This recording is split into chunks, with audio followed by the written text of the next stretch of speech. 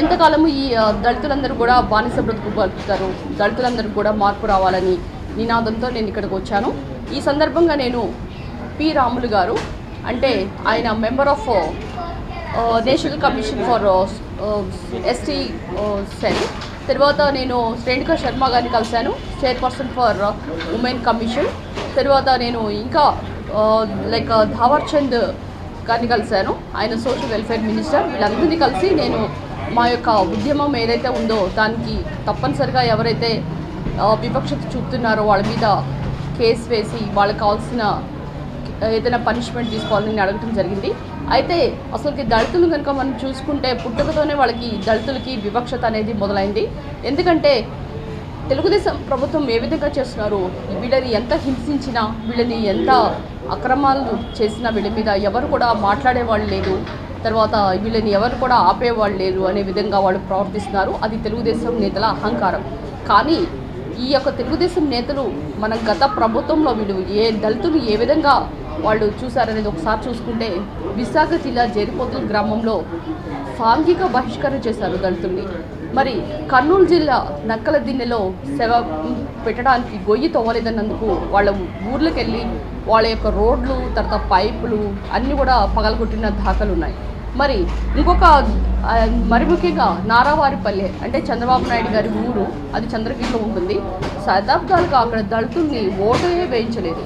ఇలాంటి ఘటనలు మనం ఎన్నో చూసాం.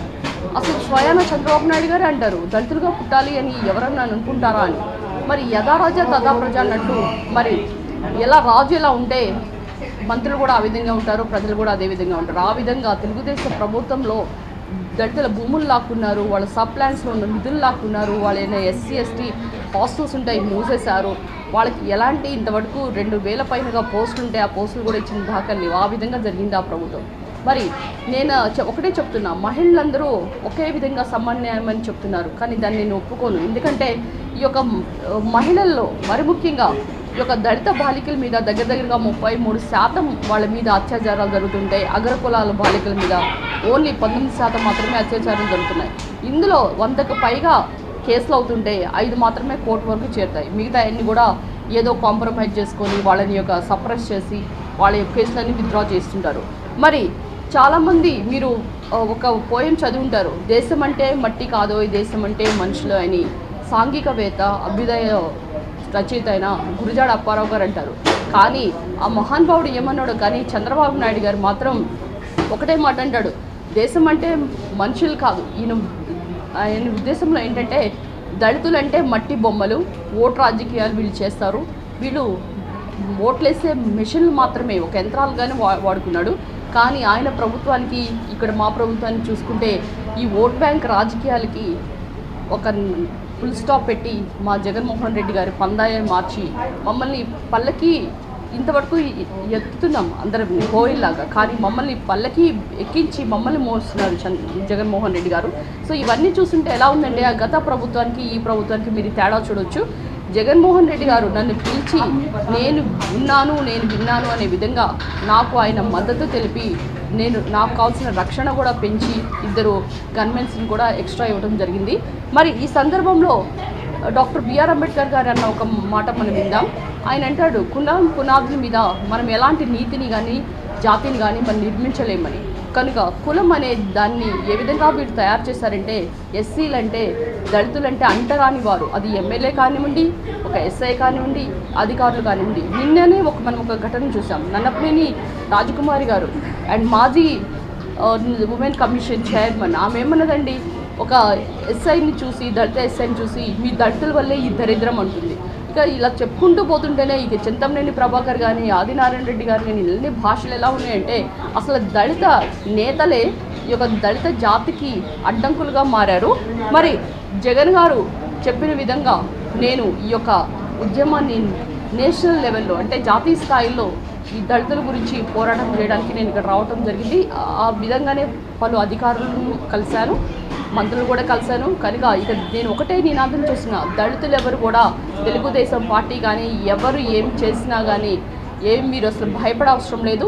మీరు ఎలాంటి వివక్షకు గురి అయినా హింసకు బలైనా మీ అందరూ కూడా పోరాటానికి రెడీ అవ్వాలి. ఎందుకంటే చట్టంలో శిక్షలు చాలా కఠినంగా ఉంటాయి.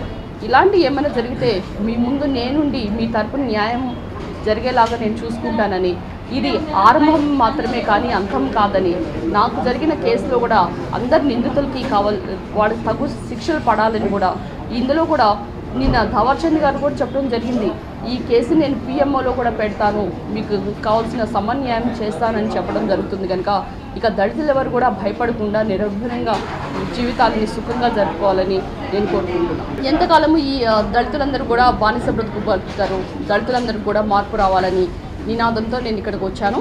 ఈ సందర్భంగా నేను పి రాములు గారు, అంటే ఆయన member of national commission for ST cell, తర్వాత నేను రేణుకా శర్మ గారిని కలిశాను, చైర్పర్సన్ ఫర్ ఉమెన్ కమిషన్, తర్వాత నేను ఇంకా ధావర్చంద్ గారిని కలిశాను, ఆయన సోషల్ వెల్ఫేర్ మినిస్టర్. వీళ్ళందరినీ కలిసి నేను మా యొక్క ఉద్యమం ఏదైతే ఉందో దానికి తప్పనిసరిగా ఎవరైతే వివక్షత చూపుతున్నారో వాళ్ళ మీద కేసు వేసి వాళ్ళకి కావాల్సిన ఏదైనా పనిష్మెంట్ తీసుకోవాలని అడగటం జరిగింది.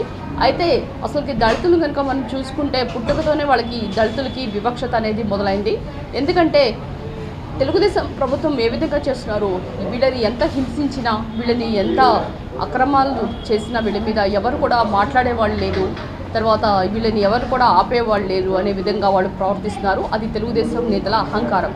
కానీ ఈ యొక్క తెలుగుదేశం నేతలు మన గత ప్రభుత్వంలో వీళ్ళు దళితులు ఏ విధంగా వాళ్ళు చూశారనేది ఒకసారి చూసుకుంటే, విశాఖ జిల్లా జేరిపోతుల గ్రామంలో సాంఘిక బహిష్కరణ చేశారు దళితుల్ని.